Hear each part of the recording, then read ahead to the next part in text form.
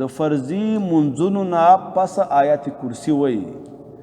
د او د جنت په منځ کې پرده نشته مگر موت دی چې کله فرض منځو کوي او اسکار مسنونه وای نو ورپسې فوراً آیت کرسی خامخا وای او په عقیدې سره وای خو په سمج سره وای په دې باندې ځانم پوي کوي چې دې څه مقصد دی دومره فضایل چې په دې آیات کې راغلي دا د دې د معنا د وجې نه راغلي دې کې یو لوی مقصد پروت دی چې هغه مقصد د توحید دی په دې کې رب العالمین خپل توحید ډیر په ښه انداز سره پیش کړی دی نو هر مونږ نه پس لازمن دا ویل پکار دی ځکه مونږه د جنت محتاج یو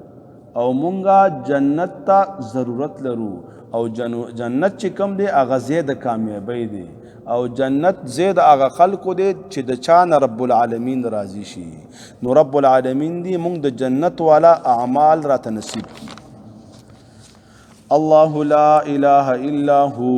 الحي القيوم الله تعالی لا اله نشت حقدار د بندګۍ الا هو سوا دا غنا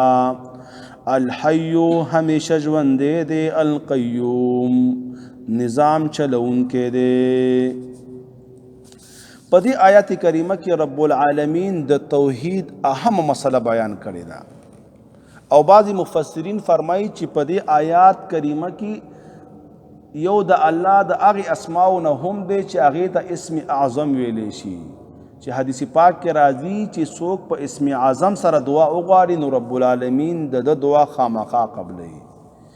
نو هغه هم پکې ذکر دی اسم اعظم او نور پکې د توحید ښایسته بیان شوی دی اول کلمه کې رب العالمین فرمایي چې نشته دی حقدار د بندګۍ نه پیر شته او نه فقیر شته د حقدار د بندګۍ او نه بت دی او نه بابا دی او نه بل یو شی دی بندگی بچ کې صرف یو الله تبکی او د بندگی چې څومره افعال دي څومره تصرفات دي که سجده کول دي که نظر او منښته کول دي که په مصیبت کې आवाज کول دي دا ټول او ټول به صرف یو الله تکي دی کې به رب العالمین سره بل څوک نه شریکي او که بل څوک د شریک کا نو خپله